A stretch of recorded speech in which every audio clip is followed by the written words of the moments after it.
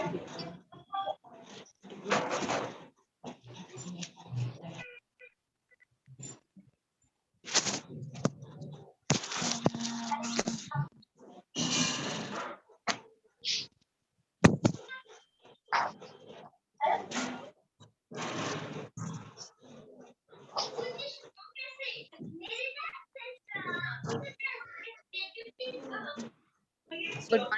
morning, ma'am. Good morning, ma'am. Good morning, ma'am. Morning, ma'am.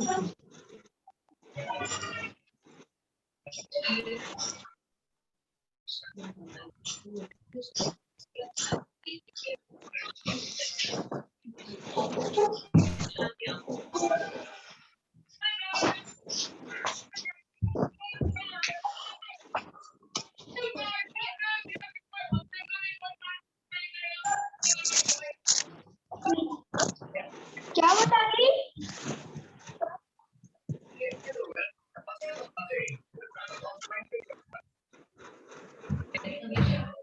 Ma'am mute है।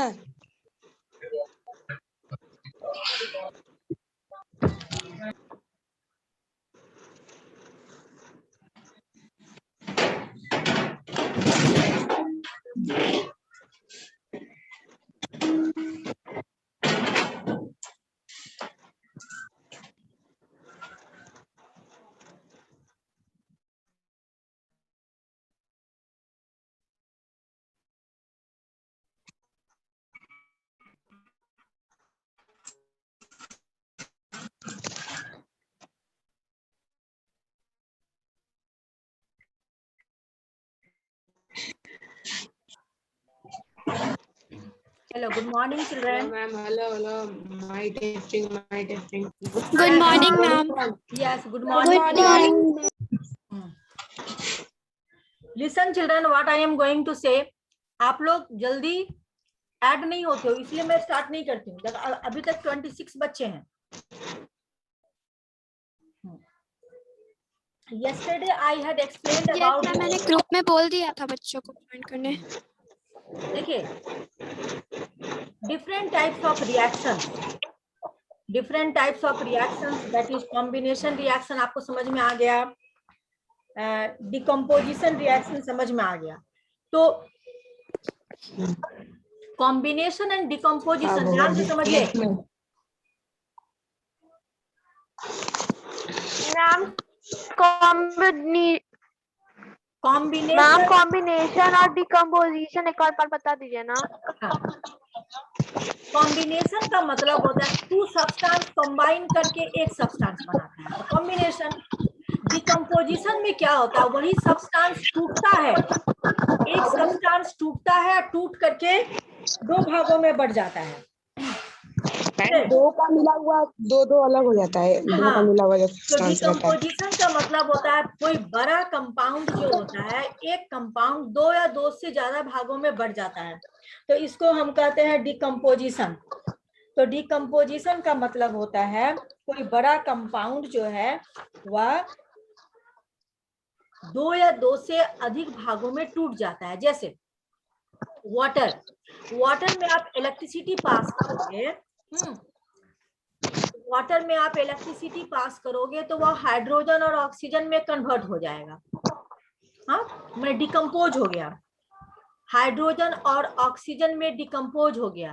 तो इस प्रकार के रिएक्शन को हम कहते हैं डिकम्पोजिशन रिएक्शन। जैसे कैल्शियम कार्बोनेट CaCO3 ये सॉलिड होता है। हाँ, कैल्शियम कार्बोनेट सॉलिड होता है। इसको आप कैल्शियम कार्बोनेट को आप हीट करोगे तो वह कैल्शियम ऑक्साइड और कार्बन डाइऑक्साइड में कन्वर्ट हो जाएगा। कैल्शियम कार्बोनेट का मतलब होता है लाइमस्टोन। कैल्शियम कार्बोनेट को आप हीट करोगे तो वह कैल्शियम ऑक्साइड और कार्बन डाइऑक्साइड में कन्वर्ट हो जाता है, कैल्शियम ऑक्साइड और कार्बन डाइऑक्साइड में कन्वर्ट हो जाता है। तो इस प्रकार के रिएक्शन को कहते हैं डिकम्पोजिशन रिएक्शन। अब आइए नेक्स्ट है डिस्प्लेसमेंट रिएक्शन। तो किस प्रकार के रिएक्शन को हम डिस्प्लेसमेंट रिएक्शन कहते हैं? हाँ, जैसे अब आइए, जैसे आपके क्लास में अभी तो आपका ऑनलाइन क्लास चल रहा है, जब आप स्कूल आओगे, चाहे जब आप स्कूल आ रहे थे उस समय की बात को सोचिए। आपके क्लास में कोई ताकतवर बच्चा होगा और कोई कमजोर बच्चा होगा। तो ताकतवर बच्चा क्या करता है, कमजोर बच्चे को ढकेल देता है और कहता है कि तुम जाके पीछे बैठो, मैं आगे बैठूंगा, मुझे टीचर्स की बात को सुननी है, मुझे फॉलो करना है, मुझे पढ़ना है। हाँ, जो अच्छे बच्चे होते हैं, तेज बच्चे होते हैं, मजबूत बच्चे होते हैं, और जो कमजोर बच्चे होते हैं वह पीछे चले जाते हैं। तो same thing happening in chemistry. ये केमिस्ट्री में भी ऐसा होता है। जैसे आपको मैं बताई, मेरी आवाज सुनाई पड़ रही है Ankit Kumar? Yes ma'am.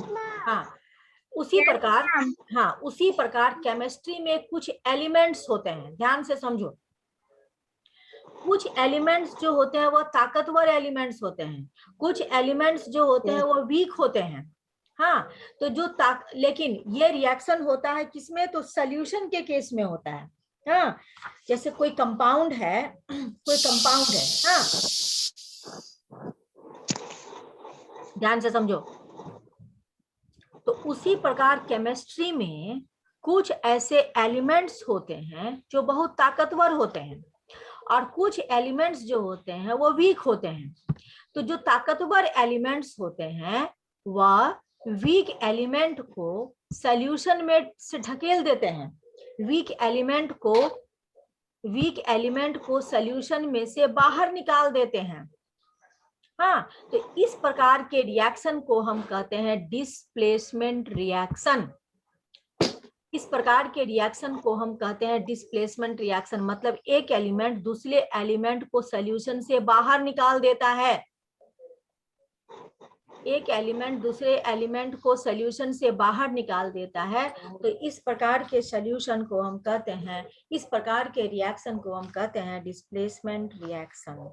Okay, अब आइए पेज नंबर 40 में देखिए। मैम इसका एग्जांपल दीजिए ना। हम एग्जांपल दे रहे हैं ना, अभी तुरंत एग्जांपल दे रहे हैं।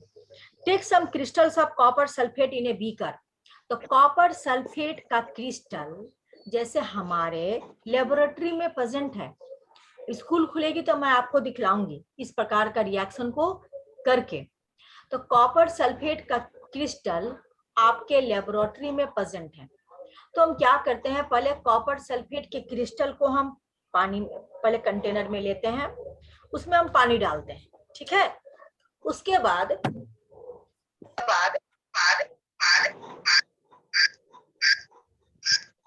समझे, तो हमको क्या मिल गया, कॉपर सल्फेट का सॉल्यूशन मिल गया। पहले ध्यान से समझो, कॉपर सल्फेट का क्रिस्टल लिए, उसमें वाटर डाले, तो कॉपर सल्फेट का सॉल्यूशन हमको मिल गया। अब क्या किए, उसमें हम आयरन नेल्स को डाल दिए, छोटे छोटे आयरन के पिन को उसमें डाल दिए और हम 5 या 10 मिनट हम छोड़ दिए। हाँ, आयरन के पिन्स को, छोटे छोटे आयरन के पिन्स को उसमें डाल करके हम छोड़ दिए। तो हम क्या देखे, ध्यान से समझो। आप कॉपर सल्फेट में क्या, और रिपीट करिए ना मैम। पहले हम कॉपर सल्फेट लिए, वो क्रिस्टल होता है, सॉलिड होता है, उसमें वाटर डाल दिए, ठीक है। तो हमको मिल गया कॉपर सल्फेट का सॉल्यूशन।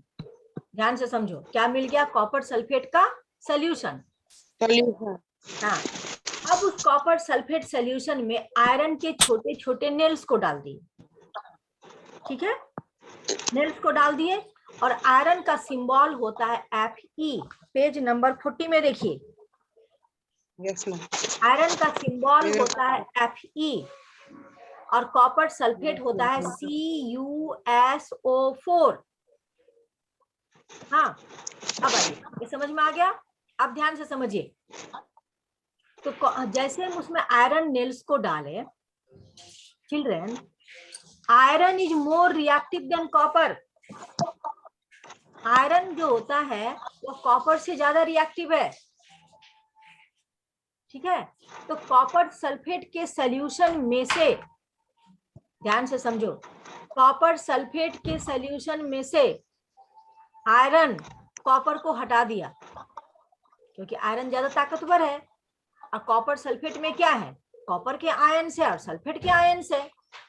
तो कॉपर को उसमें से हटा दिया और आयरन उसके स्थान पे आकर के बैठ गया और बना लिया आयरन सल्फेट, और बना लिया iron sulphate. Copper sulphate solution में आयरन डाला, अब बना लिया आयरन सल्फेट, और अलग क्या कर दिया, कॉपर को अलग कर दिया। और किसको अलग कर दिया, कॉपर को अलग कर दिया, तो डिस्प्लेस किया ना। हाँ, एक ताकतवर एलिमेंट लेस ताकतवर एलिमेंट को डिस्प्लेस किया, अलग कर दिया। तो इस प्रकार के रिएक्शन को हम कहते हैं डिस्प्लेसमेंट रिएक्शन। जैसे ध्यान से समझो, पेज नंबर 40 देखिए, सबको देख रहे हो? यस। हाँ, तो देखिए Fe plus CuSO4 equal to FeSO4 plus copper. हाँ, FeS solid plus CuSO4 equal to FeSO4 plus copper. Copper उसमें से डिस्प्लेस हो गया, कॉपर को अलग कर दिया। तो इस प्रकार के रिएक्शन को हम कहते हैं डिस्प्लेसमेंट रिएक्शन। मैम फिर से एक बार इसको बता दीजिए ना मैम। फिर से बता दें, देखिए यस। जैसे आपके क्लास में होता है ना कि एक ताकतवर लड़का है और एक कम ताकतवर लड़का है। हाँ, एक इंटेलिजेंट बच्चा है, एक कम इंटेलिजेंट बच्चा है। तो इंटेलिजेंट बच्चा क्या करता है, जो कमजोर बच्चे हैं या कम ताकतवर वाले बच्चे हैं उसको ढकेल देते हैं, बोलते हैं जाओ तुम पीछे बैठो, मैं सामने बैठूंगा और मैं पढ़ाई करूंगा।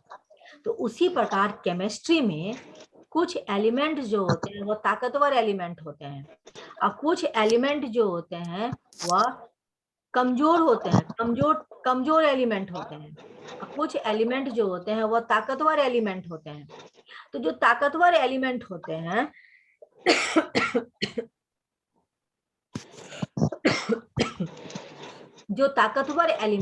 हैं वो कमजोर वाले एलिमेंट को सॉल्यूशन से हटा देते हैं और उसके स्थान पे आकर के बैठ जाते हैं। तो इस प्रकार के रिएक्शन को हम कहते हैं डिस्प्लेसमेंट रिएक्शन, डिस्प्लेस कर देता है। हाँ, तो for example iron plus copper sulphate aqueous.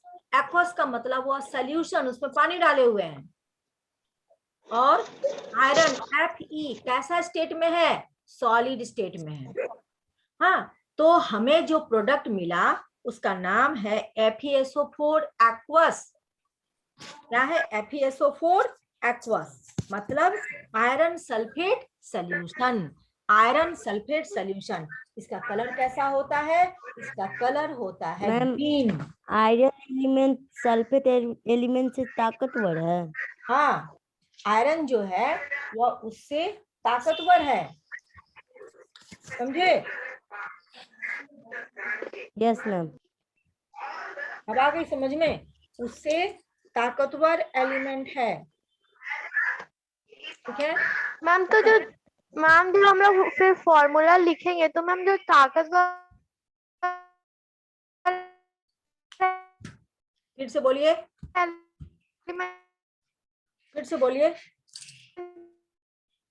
उसी का लिखेंगे। और मैम जो हम लोग फॉर्मूला लिखेंगे उसमें जो ताकतवर एलिमेंट है उसी को लिखेंगे, और जो कमजोर एलिमेंट है उसको नहीं लिखेंगे। देखिए पेज नंबर 40 निकालिए आप लोग, पेज नंबर 40 निकाले। हाँ, देखिए यस मैम। ऊपर में क्या लिखा हुआ है, FeS लिखा हुआ है।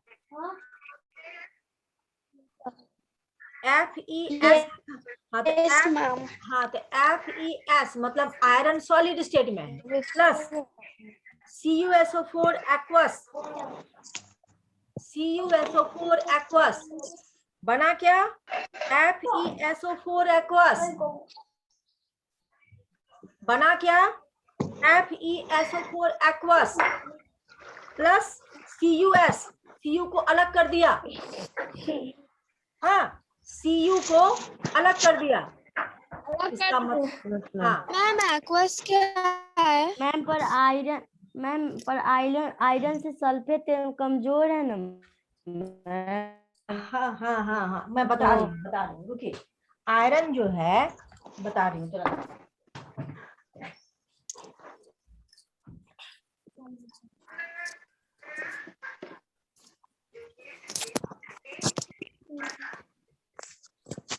पहले समझिए,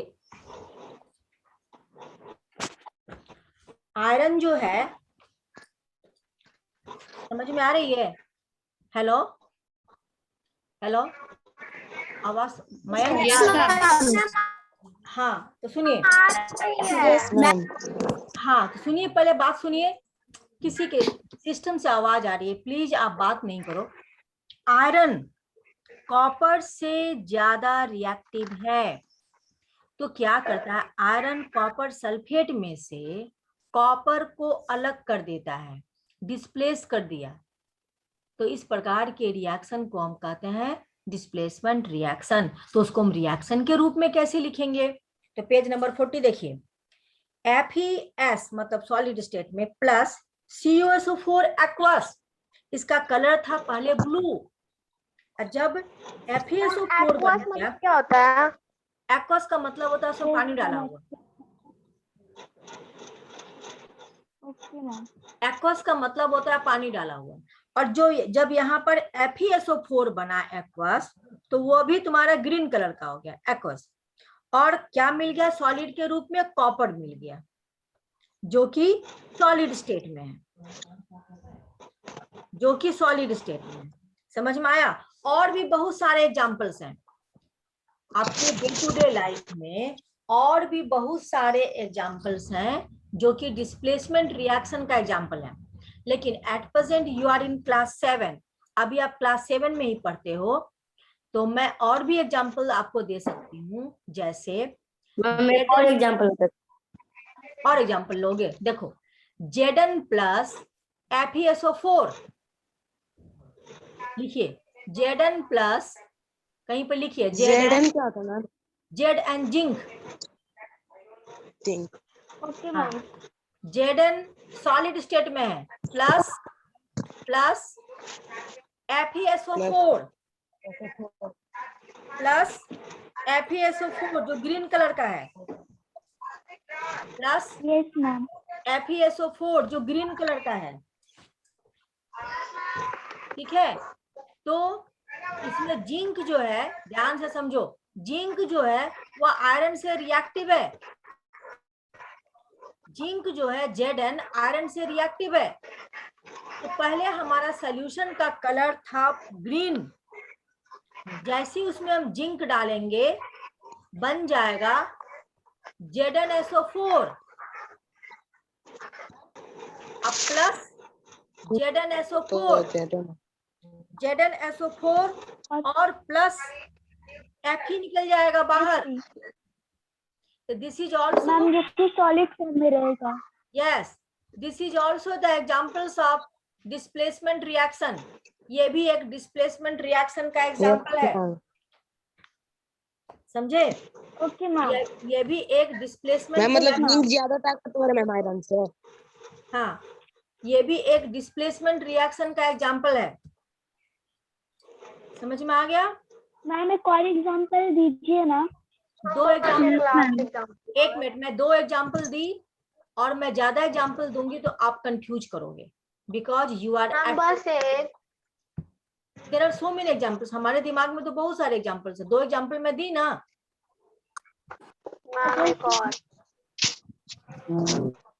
अच्छा ठीक है। Calcium Ca plus Ca solid plus FeSO4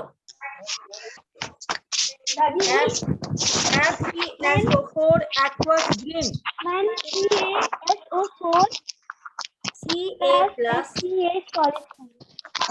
FeSO4 ma'am उसके बाद हमारा बन गया CaSO4 प्लस Fe। हमारा बन गया CaSO4 मैम सॉलिड का plus Fe plus Fe। Ma'am यहाँ पे जो पेज नंबर 40 में एग्जांपल है Fe, तो मैम अगर CuS प्लस FeSO4 एक्वस रहता तो मैम फिर क्या करते हैं? फिर से बोलो। मैम ये जो पेज नंबर 40 में है ना, हाँ 40 में एग्जांपल है ना, इसमें FeS प्लस CuSO4 है ना, अगर मैम इसको उल्टा रहता CuS और FeSO4 रहता तो हम लोग क्या करते हैं? देखो, अगर उल्टा रहता, ध्यान दो, अगर उल्टा रहता जैसे CuSO4 प्लस Fe रहता तब भी वही बनता, इसके बावजूद वही बनता। Okay ma'am. समझ में आया? तो this is called as displacement reaction. आइए नेक्स्ट, न्यूट्रलाइजेशन रिएक्शन। ध्यान दो, नेक्स्ट रिएक्शन इज, मैम किसी के घर से आवाज आ रही है। किसके सिस्टम से आवाज आ रही है? डैनियल।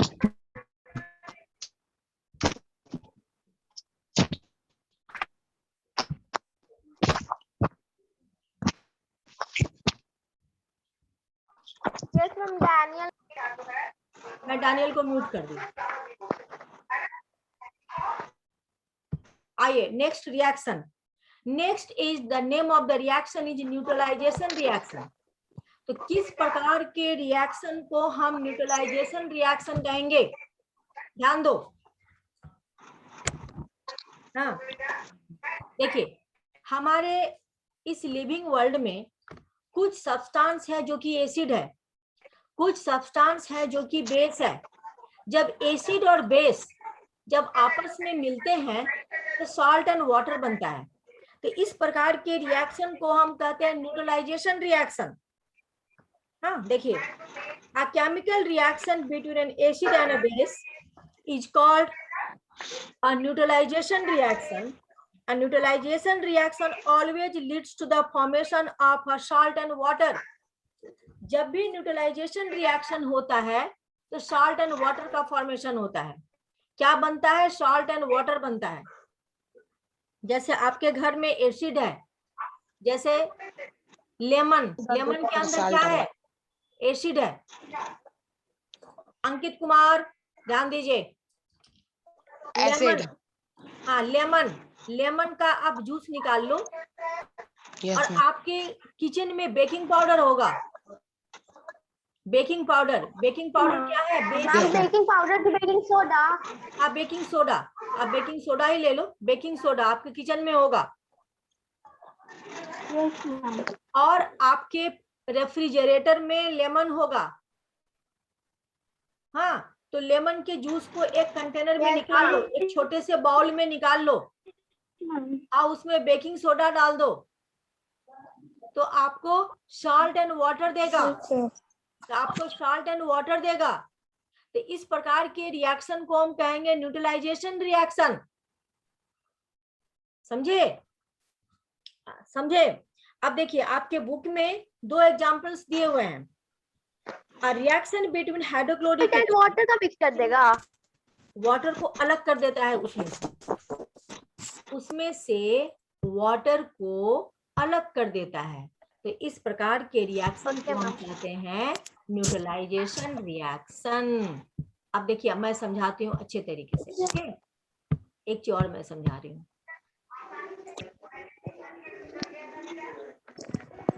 देखिए चिल्ड्रेन, एग्जाम्पल 1, NaOH। NaOH क्या है? NaOH बेस है। NaOH क्या है? बेस है। और HCl क्या है? हाइड्रोक्लोरिक एसिड है। NaOH बेस है, HCl हाइड्रोक्लोरिक एसिड है। जब दोनों मिलता है तो बनाता है NaCl और वाटर। हाँ, NaOH क्या है? NaOH इसका नाम है सोडियम हाइड्रोक्साइड, प्लस HCl इसका नाम है हाइड्रोक्लोरिक एसिड। जब दोनों मिलता है तो बनाता है NaCl और वाटर।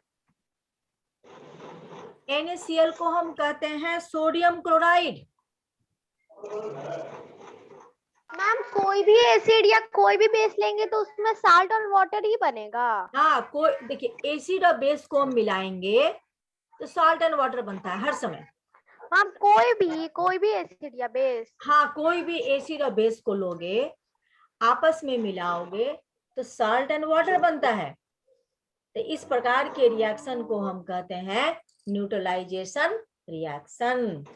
क्या कहते हैं? Neutralization reaction. अब देखिए, reaction between magnesium hydroxide MgOH2, magnesium hydroxide plus sulphuric acid H2SO4,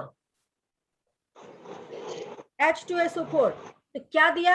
magnesium sulphate MgSO4 और प्लस वाटर दिया, MgSO4 प्लस वाटर दिया।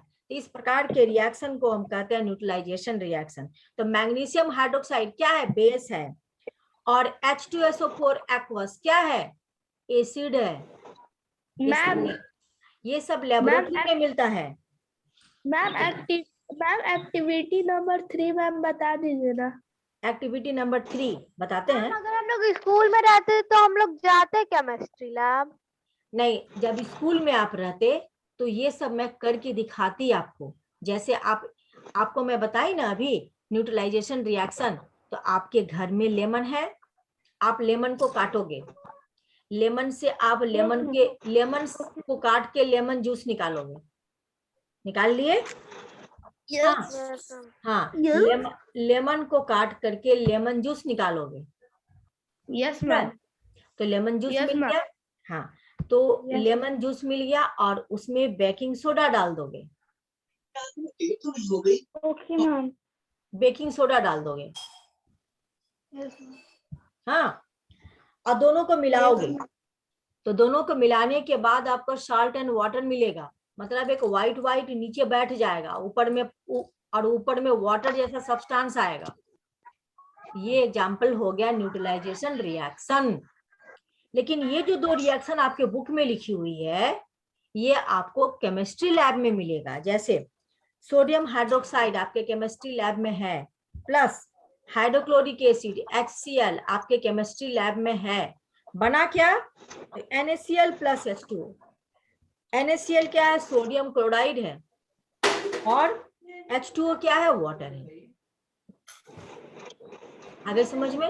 अब दूसरा देखिए। मैम ये मैग्नीशियम और सल्फेट। हाँ, दूसरा reaction magnesium hydroxide MgOH2 aqueous, मतलब पानी मिला हुआ है। यहाँ भी एक्वस होगा, वहां समझ जाओगे कि पानी मिला हुआ है। ये लास्ट क्लास है। हाँ, yes, MgOH2 aqueous plus H2SO4 aqueous, दोनों मिला तो बनाया MgSO4 aqueous plus H2O water. This is also the example of neutralization reaction. Magnesium ma'am इसमें डिस्प्लेसमेंट भी दिख रहा है ना? इसमें डिस्प्लेसमेंट, हाँ डिस्प्लेसमेंट दिख नहीं रहा है बेटा, इसमें रिएक्शन हो रहा है। सुनिए ना बेटे, इसमें रिएक्शन हो रहा है, इसमें डिस्प्लेसमेंट नहीं हो रहा है। ऐसे कह सकते हो कि डिस्प्लेसमेंट हो भी रहा है, कह सकते हो, लेकिन ओके मैम। हाँ, तो आप समझ गए। अब समझिए, अरे समझो पहले, there are 4 types of reactions is given here. First is combination reaction, second is decomposition reaction, third is displacement reaction, and fourth is neutralization reaction. हाँ, fourth is मैग्नीशियम और सल्फेट साल्ट होता है क्या? क्या बोले? फिर से बोले। मैग्नीशियम सल्फेट, मैग्नीशियम और सल्फेट साल्ट होता है क्या? हाँ, मैग्नीशियम सल्फेट साल्ट होता है। समझे? Okay ma'am. तो 4 types of reactions are given in your book. 4 प्रकार के रिएक्शन आपके बुक में दिया हुआ है। First is combination reaction, second decomposition reaction,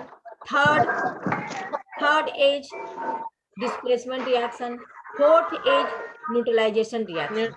तो जब भी आप रिएक्शन लिखोगे, ध्यान से समझो, जब भी आप रिएक्शन लिखोगे आप एग्जाम्पल जरूर दोगे। और at present you are in class 7, अभी आप क्लास 7 में पढ़ते हो, तो आप रिएक्शन को याद कर लोगे।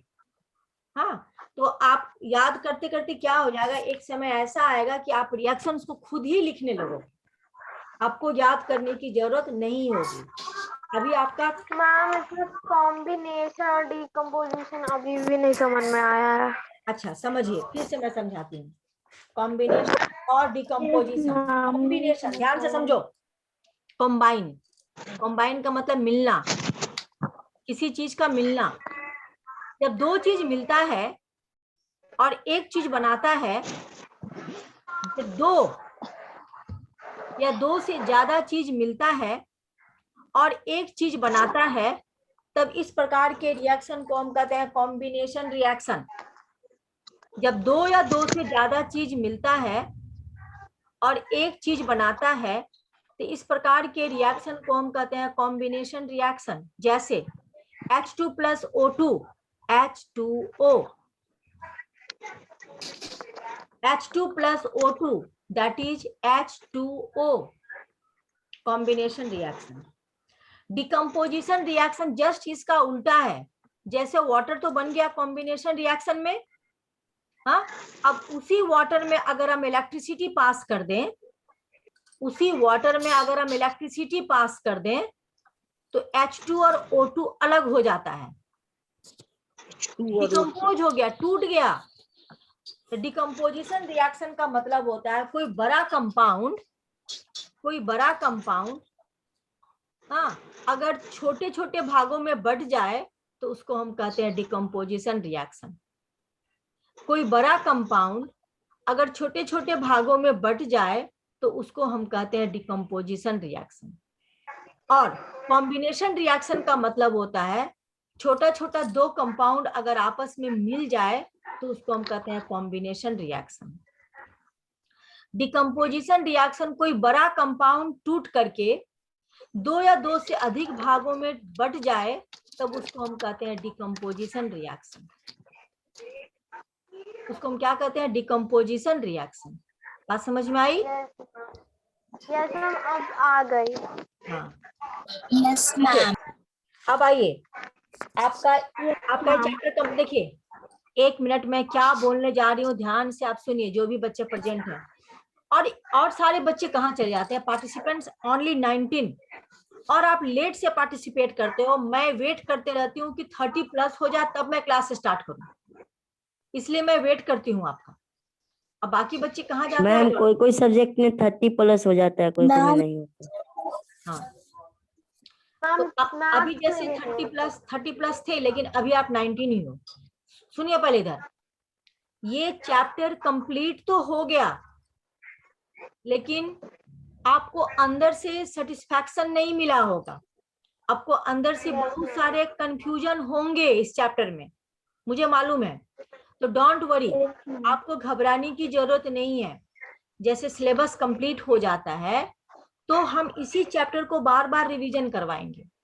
और अगर हम लोगों का ऑफलाइन क्लास शुरू हो जाता है तो मैं ब्लैक बोर्ड पे बुलवा करके आपसे कंपाउंड लिखवाऊंगी, आपको बैलेंस करना सिखाऊंगी, ठीक है? एक्टिविटी 3 बता दीजिए एक और बार बता दीजिएगा ना मैम। हाँ, मैम इधर बहुत सारे क्वेश्चन है बैलेंसिंग से। हाँ बताऊंगी आपको, मैं बैलेंस करना भी सिखाएंगे आपको। एक्टिविटी 3 देखिए, एक्टिविटी 3 क्या है, मैं क्या की, ध्यान से समझिए। मैं क्या की, पहले कॉपर सल्फेट का सॉल्यूशन ले ली। ऐसे लिए तो कॉपर सल्फेट क्रिस्टल हमारे लेबोरेटरी में प्रेजेंट है, ध्यान दो। कॉपर सल्फेट का क्रिस्टल हमारे लेबोरेटरी में प्रेजेंट है, ठीक है? तो मैं क्या करती हूँ, पहले कॉपर सल्फेट का सॉल्यूशन ले ली। देखो पहले कंटेनर है, इस कंटेनर में कॉपर सल्फेट डाल दी क्रिस्टल, फिर इसमें क्या डाली, इसमें वाटर डाल दी, तो हमें क्या मिला, कॉपर सल्फेट सॉल्यूशन मिला। फिर उसमें मैं क्या डाली, कॉपर सल्फेट सॉल्यूशन में मैं आयरन डाली, Fe डाली, आयरन, समझे, उसमें आयरन डाली। तो तुमको पहले ही मैं बोली थी iron is more reactive than copper, iron is more reactive than copper. तो आयरन क्या किया, कॉपर सल्फेट में कॉपर से को कॉपर अलग को कर हटा दिया, कॉपर सल्फेट में से कॉपर को हटा दिया और आयरन वहां पे जाकर के बैठ गया और हमारा सोल्यूशन का कलर हो गया ग्रीन। दिखाइए तो। क्या बोले, क्या बोले, फिर से बोलिए। मैम एक बार करके बताइए तो। तो मेरे पास तो कॉपर सल्फेट अभी है नहीं, मैम मेरे पास भी हम नहीं है मैम, कॉपर हमको सल्फेट मालूम कहाँ कैसा होगा? होता है copper sulphate. Copper sulphate blue colour का होता है, its colour is blue, its colour is blue. तो इसका जो मुझे मैम पाउडर टाइप होता है क्या? नहीं बेटे, क्रिस्टल होते हैं, छोटे छोटे टाइप के क्रिस्टल होते हैं, पीसेस में होते हैं। जैसे ही आप उसको वाटर में डालोगे पूरा सोल्यूशन आपका हो जाएगा ब्लू, और फिर आप उसमें आयरन डालोगे तो कॉपर को अलग कर देगा और वहां पे जाकर के आयरन बैठ जाएगा। और हमारा मैम कॉपर सल्फेट सल्फेट को एक अलग ही है कि कर अलग देगा। अलग है मैम? कॉपर अलग है, सल्फेट अलग है? नहीं, दोनों एक कंपाउंड है, यह कंपाउंड है कॉपर तो सल्फेट। मैम वो अलग हो जाएगा आयरन से। जब हम वाटर डालेंगे तब अलग अलग हो जाएगा। Yes ma'am. Ma'am copper sulphate अलग हो जाएगा इसमें? हाँ, जब हम वाटर डालेंगे तब, समझे, और उसमें आयरन डाल देंगे तो कॉपर को हटा देगा और उसके स्थान पे जाकर के आयरन बैठ जाएगा। इस प्रकार के रिएक्शन को हम कहेंगे डिस्प्लेसमेंट रिएक्शन। समझ में आ गई? समझ में आया? यस